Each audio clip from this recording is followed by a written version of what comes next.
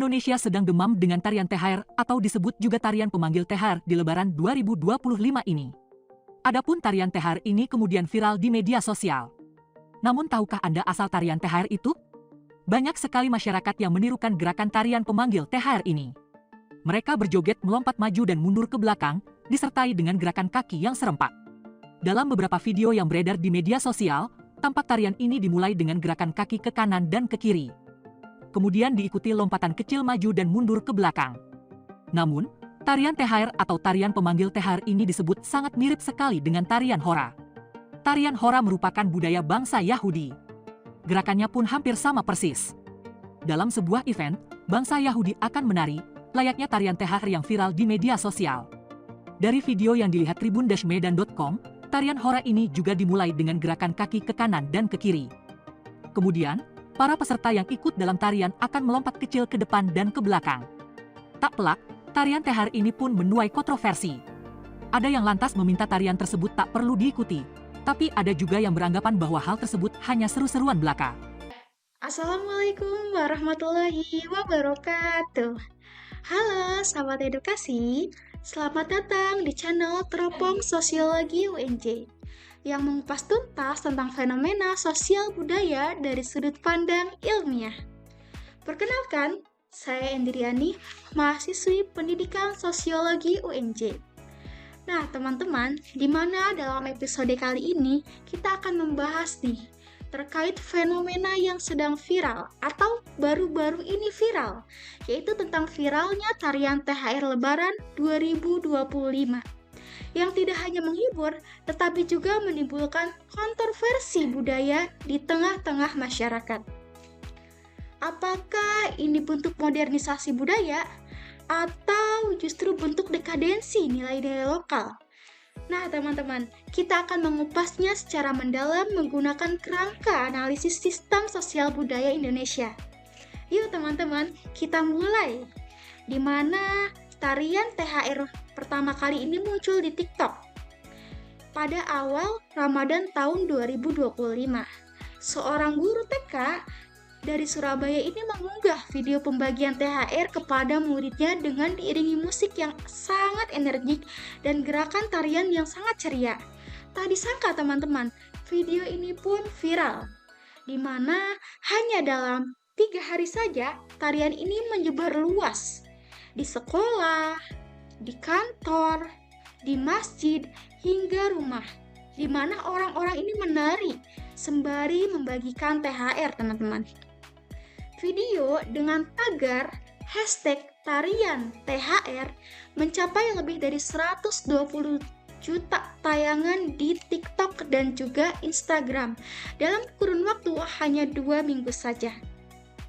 Namun, viralitas ini memicu kegelisahan teman-teman. Sejumlah tokoh agama menilai tarian ini tidak mencerminkan nilai-nilai Islam dan bahkan menuduhnya sebagai bentuk penyusupan budaya asing. Isu pun berkembang liar di media sosial, dikaitkan dengan asal-usul tarian dari budaya Yahudi. Mari kita pahami dulu, apa yang dimaksud dengan sistem sosial budaya Indonesia?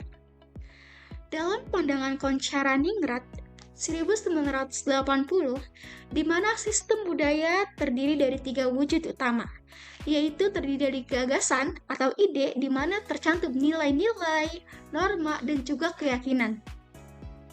Lalu ada aktivitas, yaitu tindakan sosial, yaitu perilaku masyarakat, teman-teman.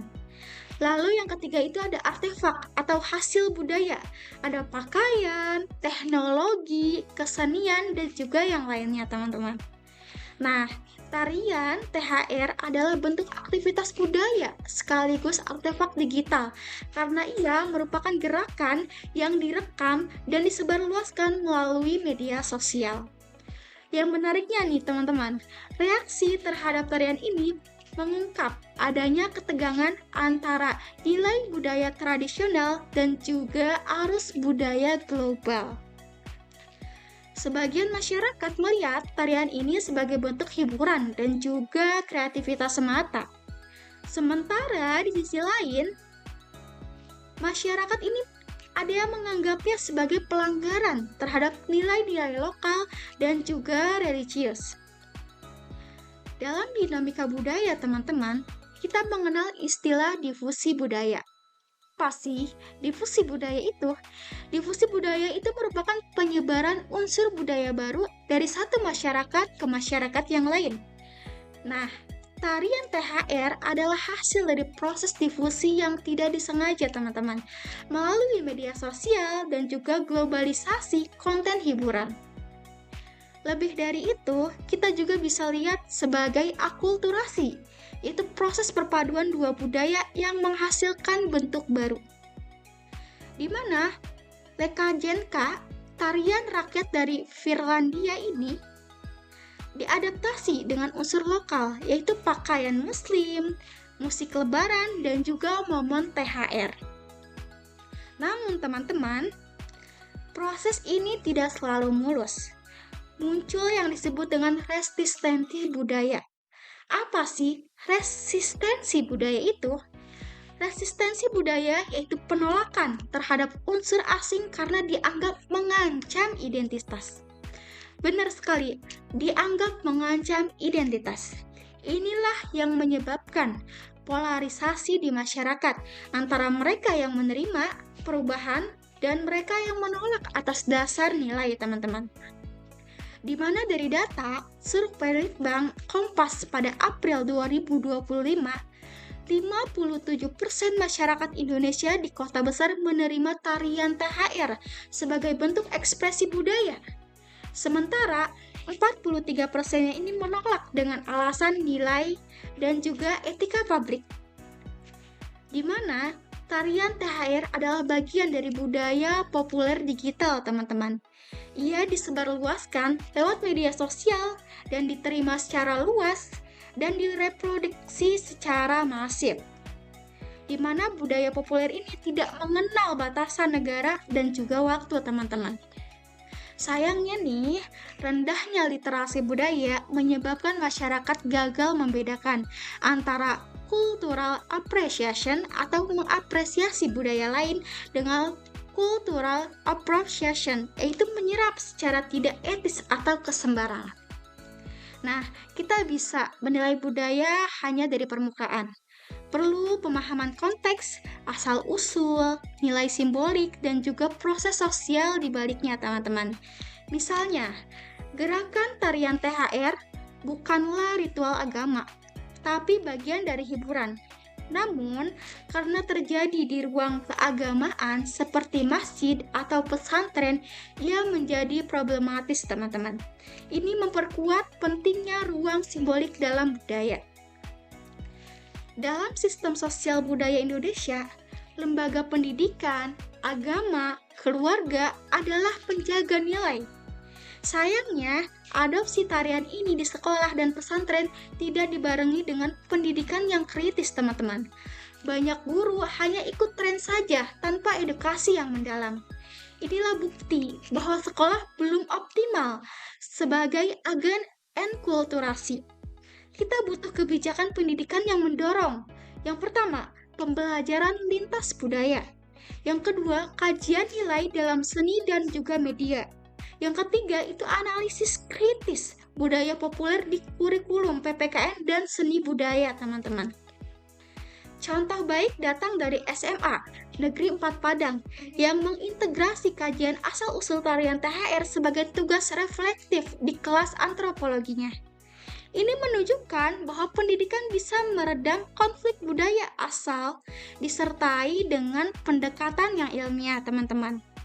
Nah, kita lihat nih, dari kasus tarian THR ini, kita belajar, teman-teman. Kita belajar bahwa budaya adalah medan tafsir dan juga simbol.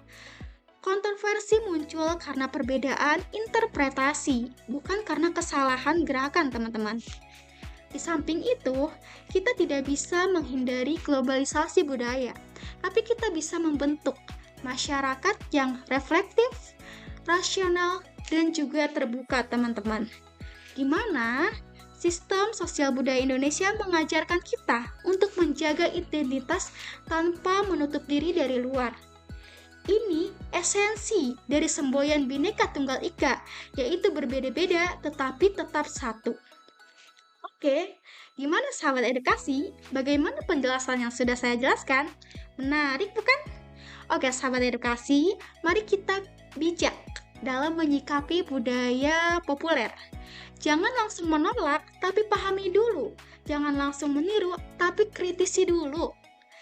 Bangun literasi budaya sejak dini di rumah, di sekolah, dan juga di media.